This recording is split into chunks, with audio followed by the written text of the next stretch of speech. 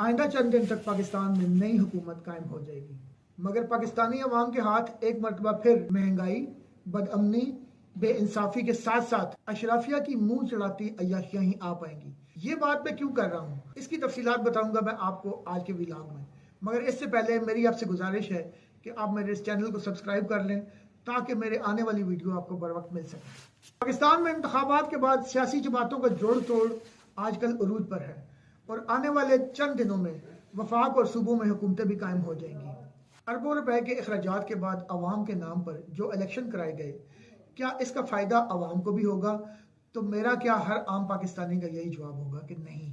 ऐसा ही कुछ 2018 के इंतखाबात के बाद भी हुआ था, जब इमरान खान ने इस कौम को बहुत उम्मीद दिलाई थी और मुझ जैसे भी ये समझ बैठे थे कि शायद अब पाकिस्तान की किस्मत बदल जाएगी। मगर क्या हुआ, हुकूमत साजी के लिए फिर तरीन के जहाज चलनों की खरीदो फरोख्त हुई। इमरान खान जैसे तैसे करके इक्तदार में आ गए और वजीर आजम बन गए। जिन अवाम के नाम पर इलेक्शन का खेल खेला गया था वो कहीं गुम ही हो गए थे और असल राज बुशरा बेगम, मानेका खानदान, फरा गोगी और माफिया का था। इसने इस कौम और हुकूमत को खुले दिल से लूटा। इमरान खान का दौर अशराफिया को इसलिए भी पसंद था क्योंकि इसमें हर एक की अपनी हुकूमत थी। फैज हमीद अपनी हुकूमत चला रहे थे, बुजदार की अपनी छोटी सी हुकूमत थी, बुशरा बीबी अपनी दुकान खोली बैठी थी और फरा गोगी अपने तौर पर इक़्तिदार के मजे लूट रही थी। इमरान खान की हालत इस बच्चे जैसी थी जिसको सब बहला फुसलाकर और खुशामद करके इस्तेमाल कर लेते थे। इस सारे धंधे में बाज खुफिया हाथ भी थे जो पाकिस्तान को कमजोर करने के लिए अपने अपने हथकंडे इस्तेमाल कर रहे थे।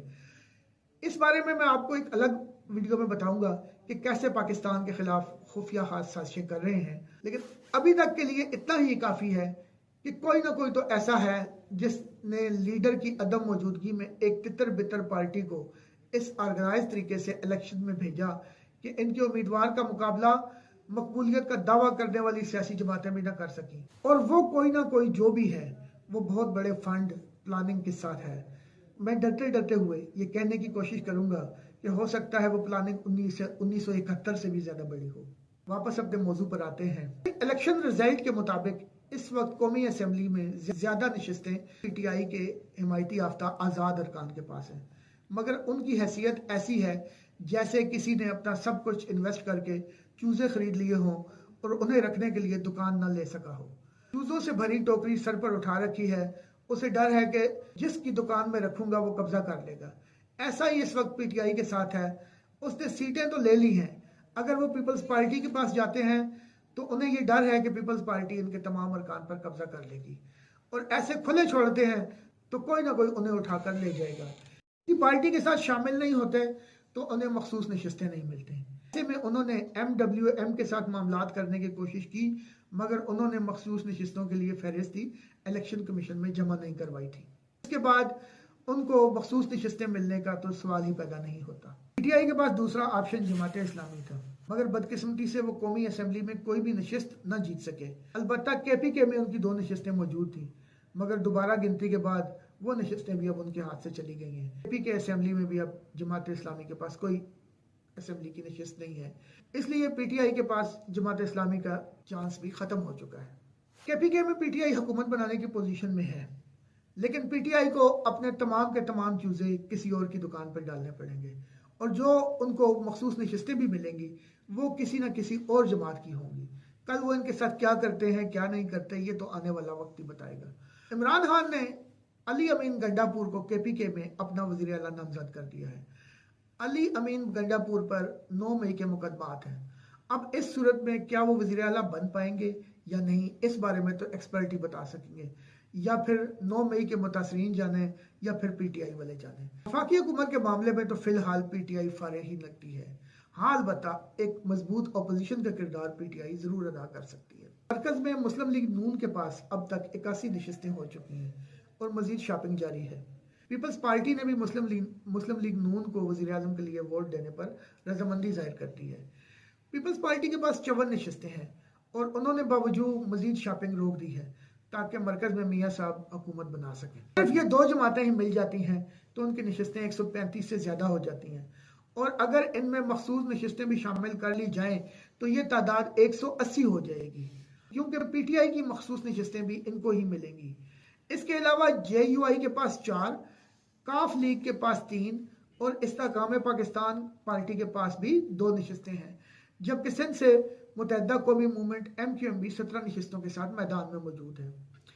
اس کے علاوہ بلوچستان میں کئی سیاسی جماعتوں کے پاس نشستیں موجود ہیں جو پہلے بھی مسلم لیگ نون کے اتحادی رہے ہیں اور اب کی بار بھی یہ مسلم لیگ نون کے ساتھ اتحاد کرنے کو ہی ترجیح دیں گے، مگر ہوگا ایک مرتبہ پھر چوچو کو مربع حکومت ہی۔ مسلم لیگ نون ایک مرتبہ پھر عوام کی چیخیں نکلوانے کی تیاری مکمل کر چکی ہے۔ اس سے قبل بھی جب عمران خان کو ہٹا کر ان اتحادیوں کی حکومت بنی تھی تو انہوں نے عوام پر IMF کے ذریعے ایک مہنگائی کا پہاڑ گرا دیا تھا اور کہہ یہ رہے تھے کہ عمران خان نے IMF کے ساتھ معاہدہ پورا نہیں کیا اور ہم لوگ شاید IMF کو عمران خان سے انصاف دلانے کے لیے آئے ہیں۔ اتحادی حکومت نے IMF کو تو انصاف دلا دیا، مگر پاکستانی عوام اب اٹھنے کے قابل نہ رہی تھی، اور شاید حالیہ الیکشن میں PTI کی کامیابی کی وجوہات بھی یہی تھی۔ جو مسلم لیگ نون نے عوام کے ساتھ کیا اس کا ان کو جواب مل گیا ہے۔ بندہ ان سے پوچھے کہ آپ کو منتخب اس ملک کے عوام نے کیا ہے، آپ کا فرض تو یہ بنتا ہے کہ اس ملک کے عوام کو ریلیف دیں اور اس ملک کے عوام کی بہتری کے لیے کام کریں، آپ الٹا IMF کو انصاف دلانے چل پڑے۔ اور میں تو اس چیز پہ حیران ہوں کہ یہ جو جتنی سیاسی جماعتیں ہیں، چاہے وہ پاکستان تحریک انصاف ہو، مسلم لیگ نون ہو، پاکستان پیپلز پارٹی ہو یا کوئی بھی جماعت ہو، اس کے پاس IMF یا قرضوں کے علاوہ کوئی فارمولہ نہیں ہے۔ ان کے ماہرین کی ٹیم، ان کے جو ماہر معاشیات ہیں، ان کے پاس کوئی ایسا فارمولہ نہیں ہے کہ وہ IMF کے علاوہ بھی اس ملک کی اکانومی چلا سکیں۔ اس سے پہلے بھی IMF کے ساتھ وعدہ خلافی تو عمران خان نے کی، مگر اتحادی حکومت نے اس کا بدلہ اس ملک کے غریب اور پسے ہوئے عوام سے لیا ہے۔ ابھی وفاق میں حکومت نہیں بنی اور نہ ہی اسمبلی کا اجلاس بلایا گیا ہے، مگر نامزد وزیر اعظم شہباز شریف یہ بتا چکے ہیں کہ ہمیں حکومت سازی کے فوراً بعد IMF پروگرام میں جانا پڑے گا، جس کا سیدھا مطلب ہے کہ عوام پر جو جنرل سیلز ٹیکس پہلے 16 سے 17% تھا وہ 18 سے 19% کر دیا جائے گا، انکم ٹیکس میں اضافہ کر دیا جائے گا، پیٹرول، بجلی اور گیس کی قیمتوں میں بے پناہ اضافہ کر دیا جائے گا، اور ہاں IMF کا ایک اور مطالبہ تو ہمیشہ ہی رہتا ہے کہ روپے کی قدر گرا دو اور ڈالر کو مہنگا کر دو۔ ساتھ ہی پاکستانی عوام کو حکومت بننے کے بعد ایک اور بوجھ اٹھانا پڑے گا۔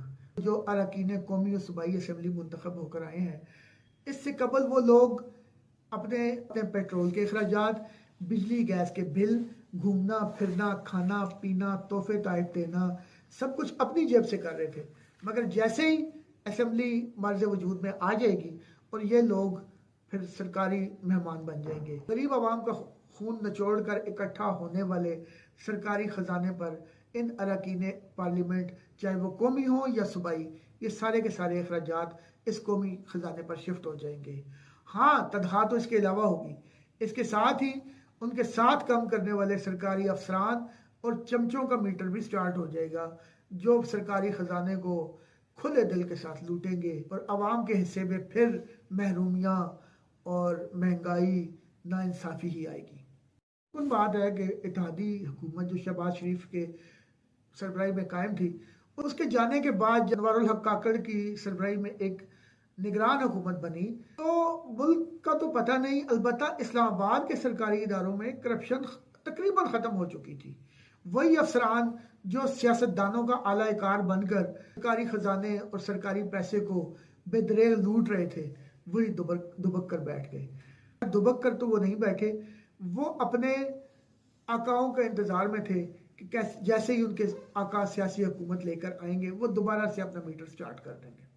میرا تو یہ خیال ہے کہ مارچ میں بننے والی نئی حکومت بھی صرف مافیا ہی پالے گی، کیونکہ اس مافیا نے انویسٹمنٹ کر کے ان کو یہاں تک پہنچایا ہے، اس مافیا کو یہ لوگ مزید طاقتور بنا دیں گے، جبکہ عوام کے ہاتھ تو ہمیشہ کی طرح محرومیاں، ناکامیاں، بے انصافی، مہنگائی اور افسران کے ہاتھوں ذلت ہی آئے گی۔ میری آرمی چیف جناب جنرل حافظ سید عاصم منیر اور نامزد وزیر اعظم پاکستان میاں محمد شہباز شریف سے ایک ادنا سی گزارش ہے کہ پاکستانی عوام کے مسائل کو سنجیدگی سے سوچیں، کہیں ایسا نہ ہو کہ عوام کسی اور کے بارے میں سوچنا شروع کر دیں اور وہ سوچ نہ میں برداشت کر سکوں گا، نہ آپ اور نہ قوم اور نہ یہ ملک۔ آپ کمنٹ باکس میں کمنٹ ضرور کیجئے گا، مگر تہذیب کے ساتھ۔